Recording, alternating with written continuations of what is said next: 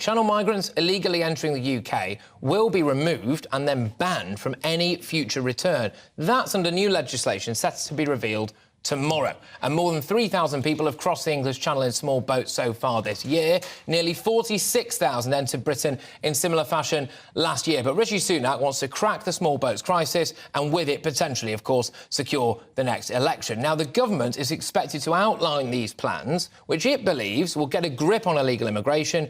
It would see people arriving on small boats removed from the UK, banned from ever really coming back and unable to apply for British citizenship. But charities have criticised the move as unworkable and one which would leave thousands of migrants in limbo if sent to Rwanda. The Labour Party has questioned the timing of the announcement, suggesting it's an electoral tactic ahead of May's local elections in England. But a government source had this to say, and this is what I'm asking you, gbviews@gbnews.uk. That government source said it is not a human right to come and live and work in Britain. It should be a privilege. And I want to know what you make of that. But Mark White, our Home and Security editor, has more on this for us now. So Rishi Sunak basically thinks this could crack the small boats crisis.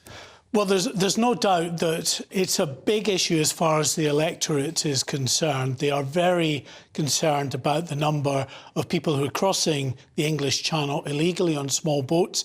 And don't forget, also in the backs of lorries as well, coming across the Channel.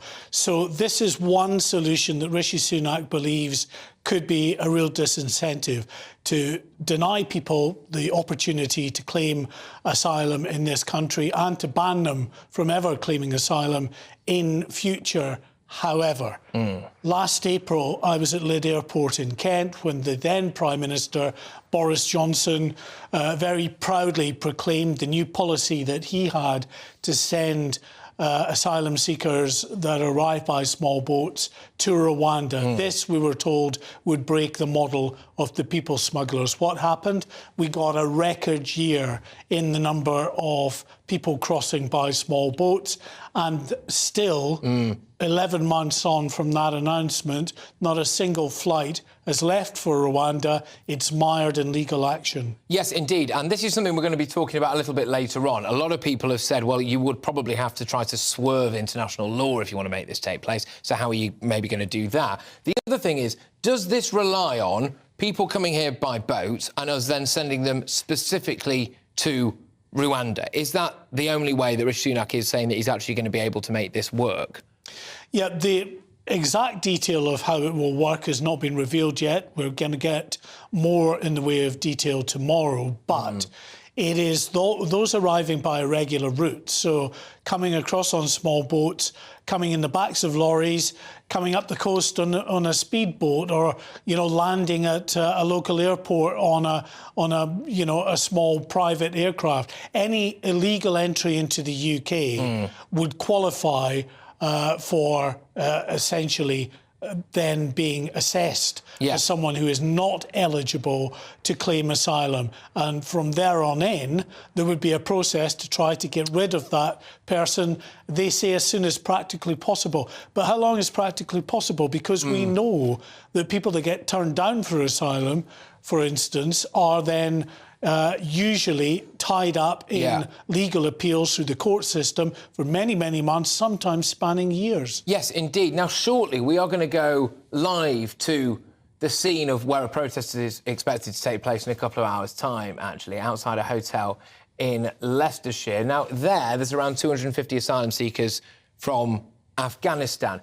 I suspect what Rishi Sunak is going to announce tomorrow is to be harder when it comes to sending people back from quotes-unquote safe countries like Albania, where we've seen a big influx. Yeah, we have an issue at the moment where there are many asylum seekers who've come across, 45,000, almost 46,000 last year. There's 166 backlog of asylum applications that still have to be processed. What we understand is that they want a fast-track system for those that have come from known trouble spots that would probably likely qualify for asylum in the first place. So Afghanistan, Iran, several other countries may well, after filling in a questionnaire, find that they are accepted and into the system. I hesitate to use the word amnesty, but certainly a more of a fast-track system. So they're in, so they get rid of the backlog, they can get them into proper work and accommodation out of the hotel accommodation system. Then on top of that, from now on, it won't matter if you come from Afghanistan or Iran, where you come from. If you come on an irregular route, illegally into the UK, you will not be eligible to claim asylum.